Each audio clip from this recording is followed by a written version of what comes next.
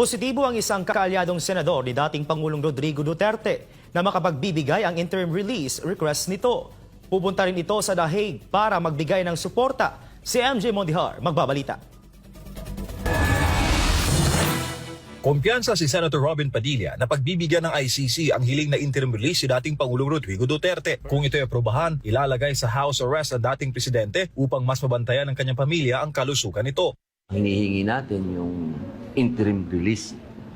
Inaasahan ko talaga yon. Kasi kasama naman yun nung binasahan si FPRRD, sinabi yun nung judge na meron talagang interim release. Ayon sa legal team, may bansang handa mag-host kay Duterte sakaling payagan ng kahilingan. Malaki na raw ang ipinayat ng dating Pangulo sa loob ng ICC detention facility dahil sa kawalan ng ganang kumain. Sa Pilipinas, kanin at malasang mga ulam ang pagkain araw-araw. Habang sa Netherlands, karaniwang tinapay na may keso ang almusal at tanghalian, habang patatas, gulay at karne naman ang hapunan. Kadalasan ring matabang ang Dutch cuisine.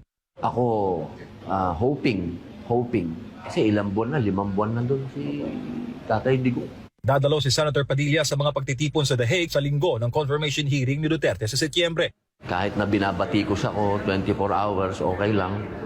Ako naman talagang naniniwala ako na si Digong, Tatay Digong, ang isa sa masasabi kong pinakamagaling na Pangulo ng Pilipinas. Ginti Padilla, dama ng sambayanan ang pagbabagong iniwan ng dating Pangulo, kaya hindi na nakapagtataka na milyong-milyong Pinoy sa amang panig ng mundo ang sumusuporta dito.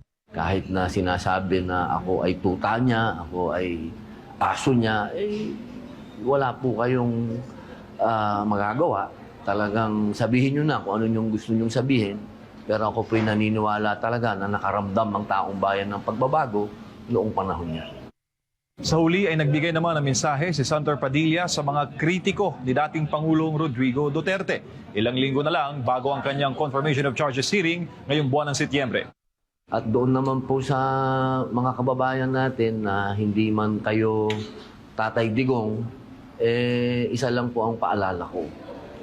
Hindi man tayo parehas ng kulay, isa lang ang totoo. Isang Pilipino ang nakakulong sa banyagang bansa. Ito ay malaking kalungkutan sa atin. Dapat po nating namnamin na dapat ang Pilipino, kung ikukulong, dapat sa bayan.